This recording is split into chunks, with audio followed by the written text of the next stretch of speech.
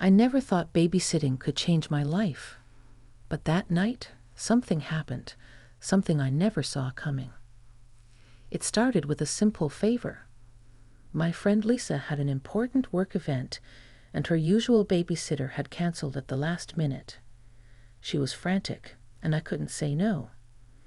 I had known Lisa for over 20 years, ever since we met in college. She was like a sister to me, and her son Jake was a sweet, quiet 15-year-old who mostly kept to himself.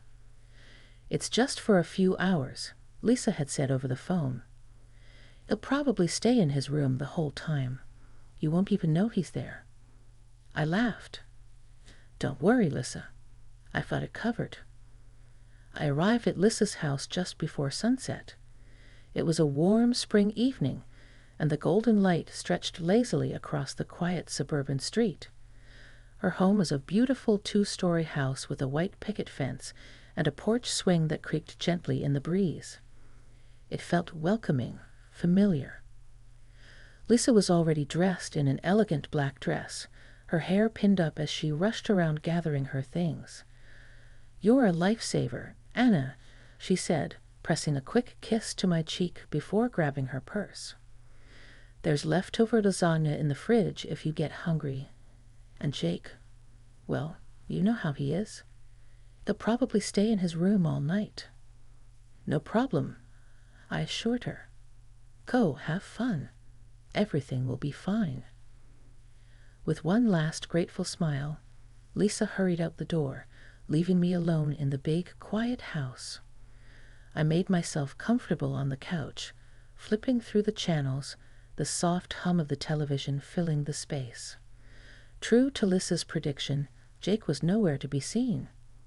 It was almost too easy, like babysitting a ghost. But then, an hour later, I heard the stairs creak. I turned to see Jake standing at the edge of the living room, hands stuffed into the pockets of his hoodie.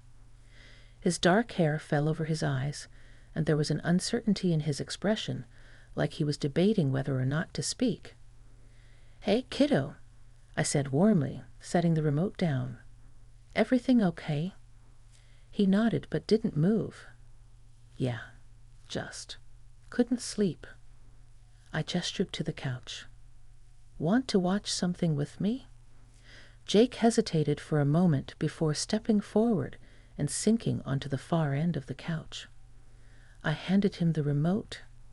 "Your choice." He flipped through the channels without much enthusiasm, finally settling on some old black and white movie. We sat in silence for a while, the flickering light from the screen casting long shadows in the dimly lit room. "You like these old films?" I asked, breaking the quiet. He shrugged. "They remind me of my dad." I turned to look at him. Lisa didn't talk much about her ex-husband. He had left when Jake was 10, and I knew it had been hard on him. "I get that," I said softly. "My dad used to love old westerns. We'd watch them together when I was your age." Jake glanced at me, his expression shifting just slightly, like he wasn't used to adults understanding him. "Really?" I smiled. "Yeah, I still remember all the cheesy one-liners." He chuckled, the first real sign of warmth I'd seen from him all night. "Me too." For the first time, I saw something in Jake's eyes that wasn't guarded or distant. It was just a moment, but it felt significant. We sat there for a while, watching the movie, the barriers between us easing ever so slightly. And then the power went out. The house was plunged into darkness. I gasped, sitting up straight. "Whoa," Jake muttered. I reached for my phone, switching on the flashlight. Must be a neighborhood outage. Jake pulled out his own phone. "Yeah, looks like a few houses on the block are out too." I sighed. "Well, this is fun." He hesitated before saying, "We have candles in the kitchen." Good thinking. I followed him, my flashlight cutting through the darkness as we navigated the house. In the dim glow, I noticed something I hadn't before, how much he'd grown. I still pictured him as the little boy I used to see at Lissa's birthday parties, running around with messy hair and a juice box in hand. But now he was taller, his shoulders broader, his movements more sure. We found the candles and set them up in the living room. The flickering light cast a warm, golden glow, making the space feel almost dreamlike. Jake sat back on the couch, watching the candlelight dance. "It's kind of nice," he admitted. I nodded. "Yeah, it reminds me of when I was a kid and the power would go out. My mom would tell us stories to pass the time." He looked at me expectantly. "Do you remember any?" I smiled, settling in. "Oh, I remember plenty." And so I told him one. A silly childhood story about getting lost at a carnival and how my dad had found me by following the sound of my crying. Jake laughed at the part where I described my panicked 5-year-old self trying to bribe a stranger with a melted candy bar.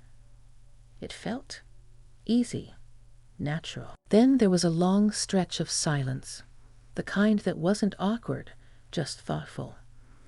Jake's gaze lingered on me, something unreadable in his expression. "You're different from most adults," he said finally. I raised an eyebrow. "How so?" He shrugged. "You actually listen." I let that sink in. It wasn't the first time I'd been told that, but coming from Jake, it felt different. "People don't always take teenagers seriously," I admitted. "But that doesn't mean you don't have things worth saying." He studied me for a moment before nodding, as if filing away my words somewhere deep inside. Another beat of silence. Then, very quietly, he said, "I think I miss my dad more than I let on." The honesty in his voice made my chest tighten. I didn't try to offer some cliched response. I just sat with his words, letting them settle. "Lisa doesn't really like talking about him," he added. "She just wants to protect you," I said gently. "But it's okay to miss him. It doesn't mean you love your mom any less." He exhaled, almost like he'd been holding in that thought for a long time. Yeah. For the first time that night, he looked less like a guarded teenager and more like a kid who just needed to be understood. The storm outside rumbled softly, the candlelight flickering. And I realized this night wasn't about babysitting. It was about something else entirely. The storm had settled into a soft drizzle, the occasional rumble of thunder distant now. The candlelight flickered, casting long shadows across the walls. Jake sat across from me on the couch, his posture more relaxed than before, though his fingers fidgeted slightly against his knee. For a while, neither of us spoke. It wasn't an awkward silence, though. It was the kind of quiet that happens when something real has been said, and neither person wants to rush past it. "Do you ever think about the past a lot?" Jake finally asked. His voice was low, almost hesitant. I tilted my head, considering. "I do, probably more than I should." Jake nodded, staring at the candle's flame. "Me too." I studied him for a moment. There was something behind his words, something deeper. "What part of the past?" I asked gently. He shifted, his gaze flicking to mine before dropping again. "Just times when things felt different. Before my dad left, before I felt like I had to figure things out on my own." He let out a breath, shaking his head as if embarrassed. "I don't know. It's stupid." "It's not stupid," I said firmly. "It's honest." He gave me a small, almost sheepish smile. "You really don't talk like most adults." I laughed softly. "I'll take that as a compliment." His lips twitched like he wanted to smile but wasn't sure if he should. "It is," he said after a moment. Something about the way he looked at me then made my stomach tighten, not in an uncomfortable way, but in a way I didn't entirely expect. He was still a kid in so many ways, but in that moment there was something else in his expression, something I wasn't sure how to define. A deep sense of understanding passed between us. It wasn't attraction. It wasn't anything like that. It was something quieter, something deeper. The kind of connection that happens when two people, no matter their age, realize they see the world in a similar way. I cleared my throat. You know, I said, shifting the subject slightly, when I was 15, I felt like I had to figure everything out on my own too. Jake looked at me interested. Really?